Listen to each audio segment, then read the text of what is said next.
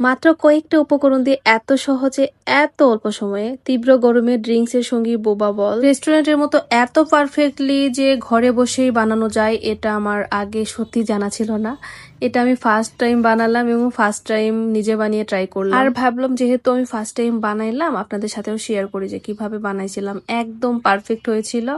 আমি এখানে 1 কাপ পরিমাণে সাবুদানা জাস্ট চুলাতে একটু গরম করে নিয়েছিলাম, তারপর ঠান্ডা করে সেটা ব্লেন্ডার জারে ব্লেন্ড করে নিলাম এবং এটা দেখেন ব্লেন্ড করার পর কতটা একবারে ধোঁয়া উঠে গেছে। তো এটা ব্লেন্ড করার সময় সাথে 2 টেবিল চামচের মতো চিনি দিতে হতো, বাট আমি এটা ভুলে গেছিলাম, যার কারণে আবারও আমি চিনি অ্যাড করে আবারও ব্লেন্ড করে নিলাম। তারপর এটা হচ্ছে এখন এখানে চেলে নিতে হবে। তবে হচ্ছে তার সাথে আমি দিয়ে নিলাম হচ্ছে একটু 3 টেবিল স্পুন কর্নফ্লাওয়ার এবং হচ্ছে 2 টেবিল স্পুন কোকো পাউডার দিয়ে এটা খুব ভালো করে চেলে নিচ্ছি এখানে, যাতে করে যেই সাবুদানাগুলো গুঁড়ো হয়েছিল না ভালো মানে একটু গোটা গোটা আছে সেগুলো আমি আলাদা করতে পারি। তো এখানে দেখেন কতগুলো আলাদা হয়েছে, এটা বড় বড় ছিল। তারপর এটা আমি আবারও একবার ব্লেন্ড করে নিয়েছিলাম, মানে যতটা গুঁড়ো করা সম্ভব আমি এখানে বারবার ব্লেন্ডারে দিয়ে গুঁড়ো করে নিয়েছি। আর ফার্স্ট টাইম আমি বুঝতে পারিনি যে এটা এতগুলো পরিমাণে হবে। 1 কাপ পরিমাণে দিয়েছি আর এতগুলো আমার হয়েছিল, অনেকগুলো হয়েছিল। বানাতে যেয়ে একবারে বিরক্ত উঠে গেছে আমার, কিন্তু একদম পারফেক্ট হয়েছিল।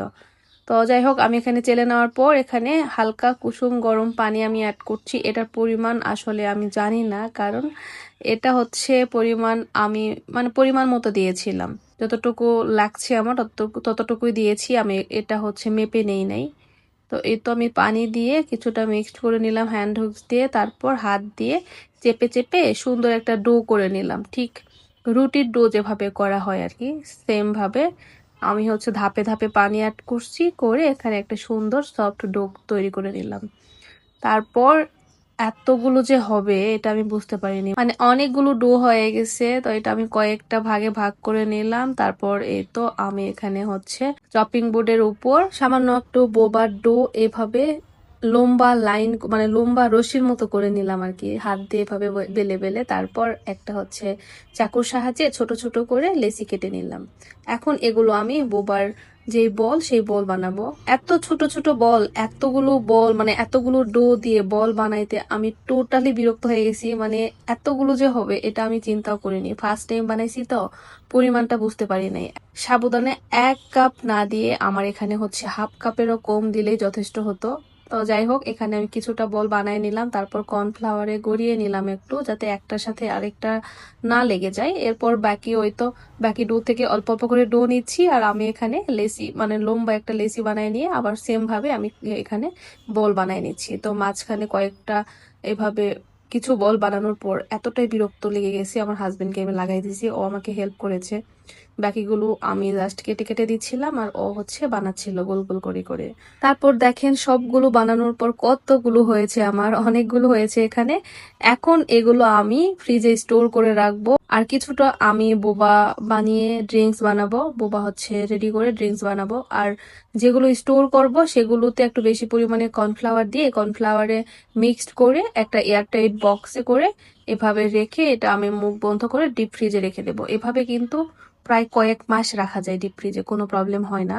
তো আমিও রেখেছি, 1 বক্স ভর্তি করে রাখছি। আর বাকিটা হচ্ছে বোবা বানিয়ে ড্রিঙ্কস বানাবো। তো তার জন্য এখানে বোবা রেডি করার জন্য একটা প্যানে গরম পানি দিয়েছি, মানে পানি গরম করে নিয়েছি আর কি। কিছুটা গরম হয়ে যাওয়ার পর বোবার যে বলগুলো বানাই রাখলাম সেই বলগুলো এখানে দিয়ে দিচ্ছি। এরপর এটা জাল করতে হবে ঠিক ততক্ষণ পর্যন্ত যতক্ষণ না পর্যন্ত বোবাগুলো পানি থেকে উপরে ভেসে উঠবে। মানে বোবাগুলো পানি থেকে উপরে ভেসে উঠলেই বোবা একদম পারফেক্ট। তারপর আপনারা চাইলে একটু হাত দিয়ে চেক করে দেখতে পারেন, হাত দিয়ে চেপে। তো আমি এখানে টোটালি 5 মিনিটের মতো জাল করছিলাম, 5 মিনিটের মধ্যেই আমার বোবাগুলো একদম রেডি হয়ে গেছে। এরপর বলগুলো গরম পানি থেকে এভাবে উঠিয়ে আমি ঠান্ডা পানি দিয়ে আবারও ধুয়ে নিলাম, যাতে করে কুকিং প্রসেসটা বন্ধ হয় এবং বলগুলো একদম ভেঙে না যায়। তারপর সেম প্যানে আমি কিছুটা চিনি দিয়েছি, এটা হচ্ছে ক্যারামেল বানাই নিব ক্যারামেল। তারপরে টোটালি মানে পুরাপুরি ক্যারামেল করি নাই, জাস্ট হালকা ব্রাউন গোল্ডেন ব্রাউন কালার পর্যন্ত করে নিয়েছি, কারণ বোবাগুলো এখানে হচ্ছে ব্রাউন সুগার দিয়ে জাল করে, বাট আমার কাছে ব্রাউন সুগার ছিল না।